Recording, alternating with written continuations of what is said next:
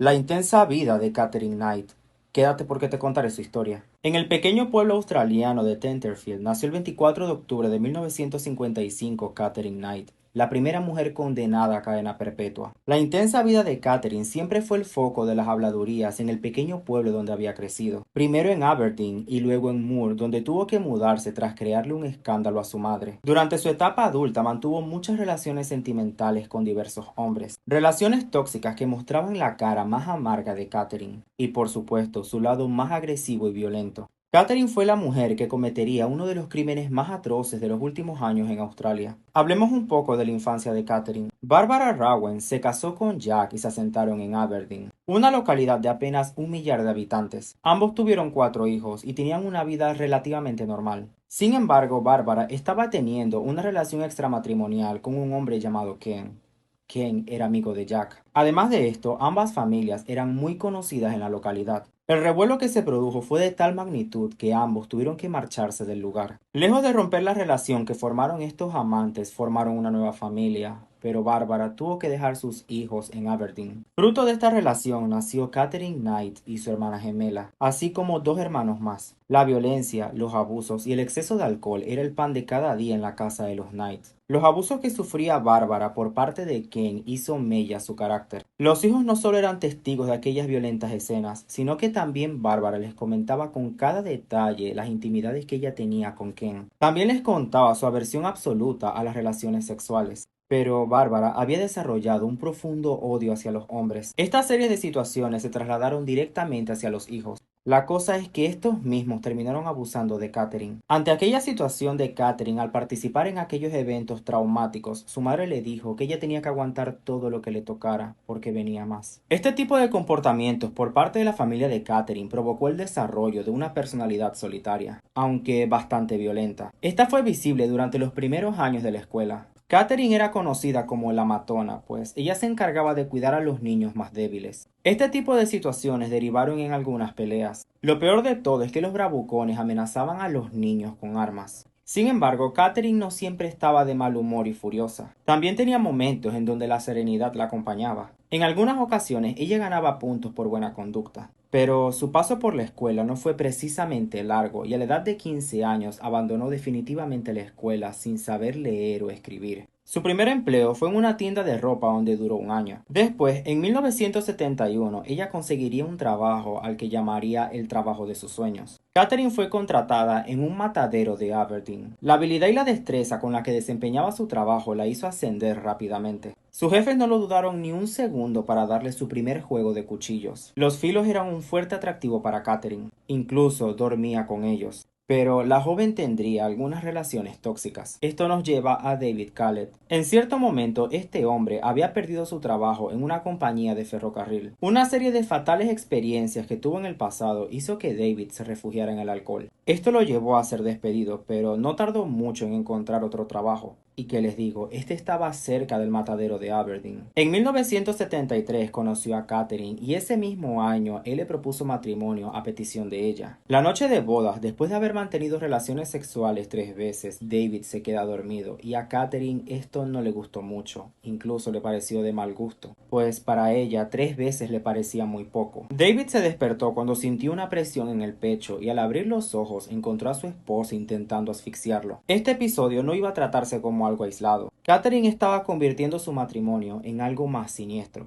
La policía llegó hasta el domicilio de la pareja. David presentaba una fractura en el cráneo y había estado pidiendo ayuda a un vecino cuando había escapado de las manos de Catherine. Pero lo que David no sabía era que Catherine estaba en un estado avanzado de embarazo. Aquella situación no le impidió crear una enorme escena. David llegó algo más tarde de lo habitual a la casa y lejos de mantener una conversación serena con Catherine, ella decidió prenderle fuego a su ropa y le asestó un golpe con un sartén en la cabeza. Catherine se liberó de todo cargo por la agresión. Pero David no logró aguantar mucho el matrimonio y terminó dejándola en 1976, poco después del nacimiento de su primera hija, Melissa Ann. El abandono fue un golpe duro para Catherine, incluso ella comenzó a golpear a su hija y terminó siendo ingresada en un hospital psiquiátrico. En una ocasión, tras salir del hospital, muchos vecinos vieron cómo ella golpeaba a su hija en la calle. Pero esa fue una de muchos episodios. Resulta que un día Catherine decide dejar a su hija dentro del auto en unas vías del tren. Un conocido de la zona se percató de que el carrito estaba en medio de las vías del tren y decidió ir para rescatar a la pequeña. Pocos minutos después pasó el tren. Después de esta situación, Catherine se hizo con un hacha y comenzó a amenazar a todas las personas de la ciudad. Esto la llevó nuevamente al hospital psiquiátrico, pero tan solo unas horas después volvió a pisar la calle. Días más tarde, Catherine agredió a una mujer provocándole cortes en la cara. La mujer consiguió escapar, pero esto no fue todo. Catherine terminó agarrando a un niño y amenazándolo con un cuchillo. Afortunadamente llegó la policía y pudieron quitarle el arma. La mujer fue ingresada nuevamente al hospital psiquiátrico y tan solo unas semanas después ella volvió a retomar su relación con David. Esta vez tuvieron a su segunda hija, Natasha Mary.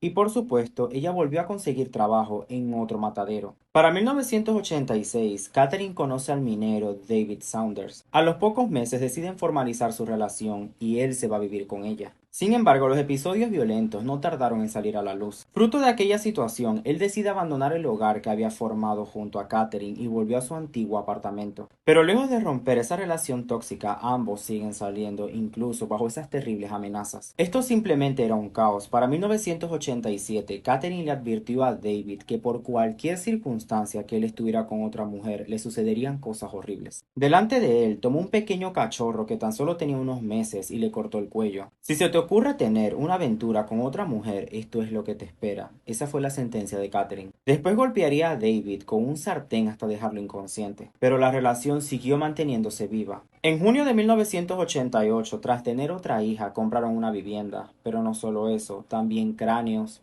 pieles, machetes y trampas para cacería. Todo esto cubría el techo de la casa. Una decoración al puro gusto de Catherine. La relación acabó definitivamente tras una discusión. Resulta que Catherine lo golpeó nuevamente con un sartén, pero esta vez lo apuñaló con unas tijeras. Al cabo de un tiempo, él volvió para ver a su hija, pero se encontró con una orden de alejamiento que había emitido Catherine. Primero David, luego Saunders y ahora tenemos a otro. En 1990 quedó embarazada de John Chillingworth, con el que tuvo su único hijo varón, Eric. Tras 3 años de relación, lo terminó abandonando por John Price. John estaba divorciado y tenía 3 hijos de su matrimonio anterior. Él se había convertido en el amante de Catherine mientras ella aún seguía con John Chillingworth. Los cambios bruscos de humor y los arranques de violencia de Catherine era algo que no había cambiado y John Price era consciente de ello. En 1998, John rechazó la propuesta de matrimonio por parte de Catherine. En ese momento se desató una terrible discusión. Ella en forma de venganza envió unos videos al jefe de John en donde se podía ver a este hombre robando cosas de su puesto. Debido a esto, John fue despedido y él decidió también terminar su relación con Catherine. Unos meses más tarde retomaron la relación, pero no la convivencia. Las peleas, lejos de desaparecer, cada vez eran más fuertes y más intensas. En el año 2000, en una de sus tantas discusiones, Catherine apuñala en el pecho a John.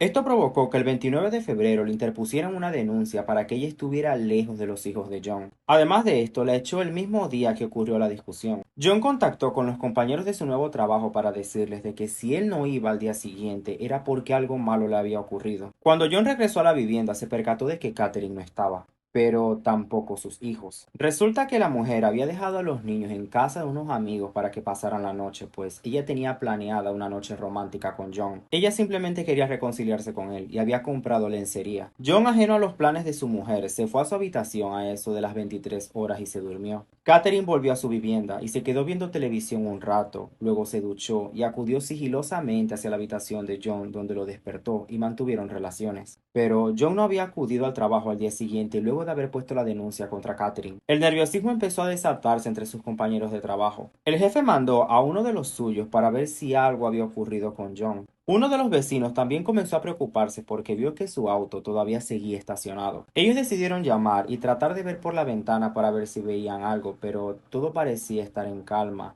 hasta que vieron una mancha de sangre. Sin dudarlo, terminaron llamando a la policía. Los agentes llegaron a eso de las 8 de la mañana y por las evidencias que estaban viendo no daba buena señal. Catherine estaba profundamente dormida, había tomado una ingente cantidad de pastillas que le había provocado un profundo sueño. Cuando la policía vio la escena, estaban totalmente horrorizados. John con la destreza y la propia Catherine con los cuchillos había sido cortado por completo y su piel había sido colgada como forma de cortina en la sala de la casa. La cabeza le introdujo en una olla olla y le colocó varios ingredientes. Sus partes íntimas fueron introducidas en el horno. La mesa del comedor disponía de una vajilla completamente limpia y encima de ellas estaban los nombres de los hijos de John. Algunos de los restos de John Price fueron arrojados al patio de la casa. Nunca se llegó a conocer cuál era el motivo del por qué estaban ahí. Pero hay una teoría. Se dice que Catherine intentó ingerirlos, pero como no pudo, los tiró allí. El cuerpo sin piel y demás partes reposaban en forma supina sobre el suelo. Esta dejaba ver los músculos y algunos órganos. Una escena totalmente terrible.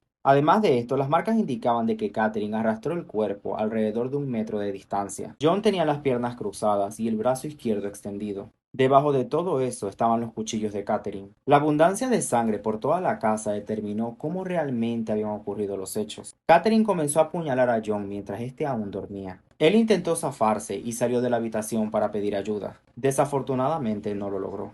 Un total de 37 puñaladas, la mayoría de ellas en los órganos vitales de John. Catherine Knight fue declarada culpable y condenada a cadena perpetua sin posibilidad de libertad condicional. Catherine fue evaluada por psiquiatras y 2 de ellos determinaron que ella sufría del trastorno del límite de la personalidad. Sus abogados, por otra parte, alegaron que ella tenía amnesia. La acusada tampoco alegó cuál fue el motivo por el que ella hizo todo esto. También se desconoce la motivación que tuvo para asesinar a John Price. Y hasta aquí, conocían esta historia.